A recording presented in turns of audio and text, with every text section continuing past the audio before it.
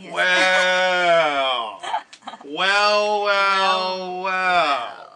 Well, we'll get to that. Let's circle back to this graffiti upon you in a minute. I want to talk to you first, though, about where you've been and what you've done, because although you're an artist, and although some people might be going, who's Kat Graham? She might be kind of new. You've been around for a minute, and you've pretty much conquered Hollywood in many different ways. You were on TV.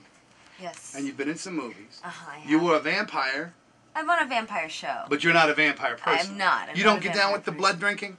That is not the graffiti you wish to have upon you? On the weekends. Not really. Well, you know, it pays to be a vampire these days. What's her name? Kristen Stewart's making, like, I know. Did you see that? Did you see she's like number one? On the she's Forbes number one, right? With Hollywood, like 35 million. Not that I was looking, but it was a lot. Don't act like you didn't look. 35 million to run around. We were both looking. To stay pasty?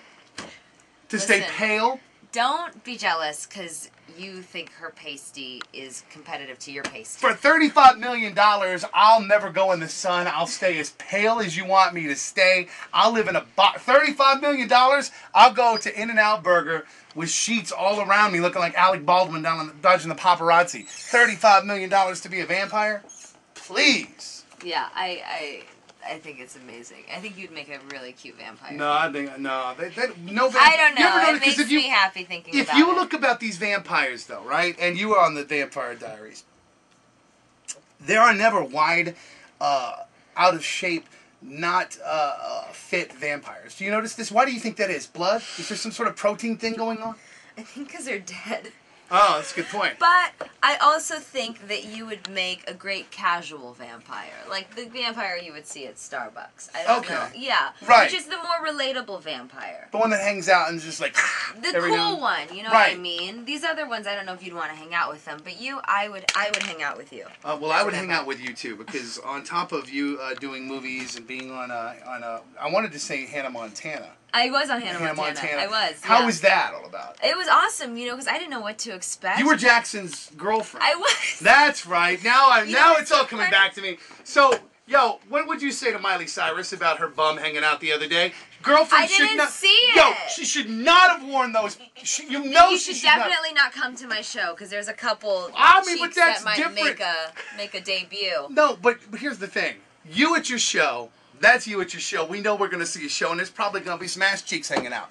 Miley out in town running errands, bending over to pick something up with her junk smiling and winking at you. I had some smiling and winking going on myself. I had gotten these new shorts, and they basically...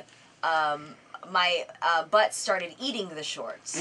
And the butt will do that. The butt will do that, ladies and gentlemen. So, it looked like I was not wearing any pants. It was a smile on both sides. Big, wide smile. It was a big, wide, happy smile. Going high. And I thought that nobody could see because I was like, I fit these shorts. I'm looking thin. I feel good about myself. And then the ass was just... Can I say ass on your... It's fine with me. Okay. It was just literally spilling over everything. And I was like, I had... my back facing to what I thought nobody could see, but it was actually the hotel window of the lobby. So I was basically mooning a couple people. Now, who were these people and what was this hotel and did anybody take pictures? I think, where were we, Stephanie? Where were we? We were in, we were in Chicago?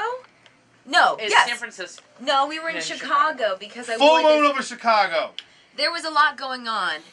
It wasn't the Windy City that day. There was a little bit. No, but it was a smiling, happy city. It was the Moon City. So you can say that you can relate to Miley's wardrobe thing. But I didn't do it on purpose. I just have a big butt. Well, I don't know that she did it on purpose. I just think she wore the shorts, which were a little too small, and sometimes this happens. It happens. But what I will say is that Miley is an incredibly, really sweet, grounded girl. Because when I did, we were...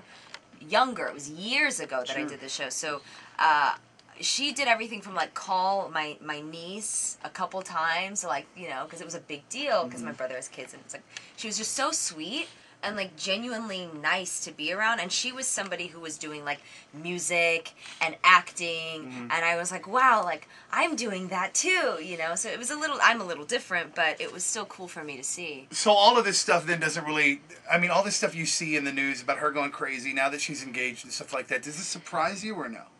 I just figure all girls go crazy before they get married. That's a true story. You know, I think she's probably way more normal than I am. I think that she's gonna do fine, and it's great if you can find young love and make it last. I really think. Knock on wood for her. You know what? Because I think we cheer for failure. I think people cheer, Yeah, and it's I not think that so, people too. cheer, but like the tabloids and this Yeah. tabloid press and this TMZ world, they true. cheer for the failure of marriages. Oh, Katy Perry's marriage to Russell Brand fell apart. Print it. Yeah, Print they it. put, We like, applaud bets this. on it, and that's not cool. And that's not cool. And I think we should cheer the success when a marriage and a relationship actually works out. I mean, what's so wrong about that? I don't know. I'm a hopeless romantic, and I love it when people can stay together in Hollywood, because nothing's actually harder than trying to keep a relationship in Hollywood. Right. I mean, because there's just like so many different worlds, and especially if you're like dating one star and the other person's a star, and things can get competitive. So And it's then like you gotta really work, great when and then you you're always yeah. working, and your Always schedules working. are crazy. And traveling. And middle of the night. Jealousy, and you hot go co-stars. There's like a bunch of things. make that can... out scenes with dudes who are just hopelessly, crazily, outrageously so sexy. hot. So sexy. I mean, you know how it is. Chest hair. They watch this. They watch you try to get down, and they're like, "You didn't feel Bulging anything, calves. did you? Because you looked like you might have been into it." thick mustaches, Just saying. Sometimes they don't shave. which is not bad. Nastiness, whatever. It smells. Well, so let's get to the graffiti upon you. This song about graffiti. I love upon you, Toby. You've made upon my day. Graffiti upon you. Put the title of the song. Don't be nasty. I I'm already not- see you. I'm I not- see your no, face no, from no, over no, here. no, no. In between these screens. And No, I will not go in the obvious direction. I will ask you simply, what went into the song?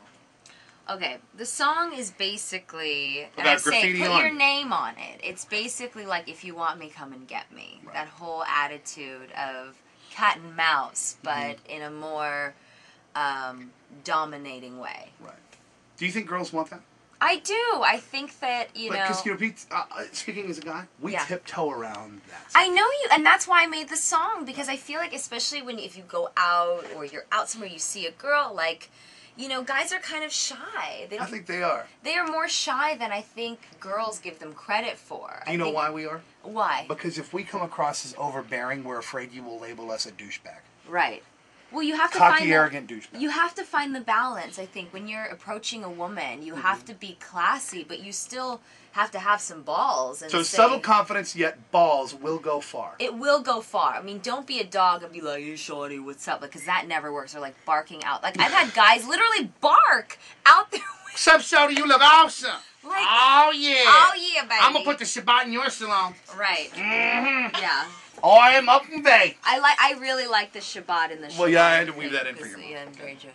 My homework. Anyways, no, I love it when men are proactive, but are also very respectful. So the whole idea, if you want me, come and get me, like, I love it. And you thought I was going to go there and be like, you mean put some junk up on your ass? You thought I was going to go get dirty.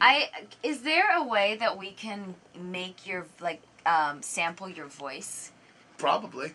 Like, You just take the recording off the internet and run it through whatever you want to. Tell your producers, they know what to do with that I feel like stuff. you've got so many samples that we've just done from this. You've just brought all this interview out of alone. me. It's the crumb cupcakes. I had 3 of them. Lying. But look at them. The sugar is just making He's me lying. feel rushed. He didn't have any. And No, I'm trying to be good. Do you know why? Because I had because 3 and they were way bigger than the ones I brought in. The reason why is I'm trying to be good because I'm one of those insecure boys, and all I have is game and insecurity, and I don't really want to have either one of those. So I have to do what I have to do to find somebody like you.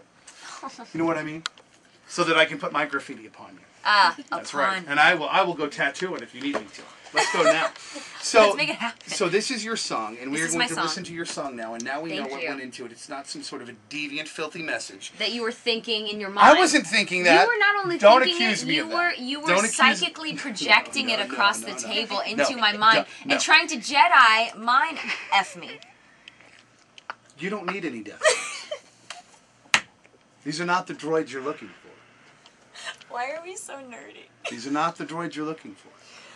I love a good droid. I love you. Well, I'm just going to sit here and I'm going to take my Diet Dr. Pepper and avoid the obvious. I'll Kat. avoid Just the saying. obvious. Well, listen, thank you for stopping by to play your music for us today. Thank you for having me. I came all the way to see you. No, I'm glad you did. And I want you to find a lot of success, because the thing that I've picked up from you in the last few minutes talking to you is that you're genuine. And you're genuine at a time where things can be really superficial and whack.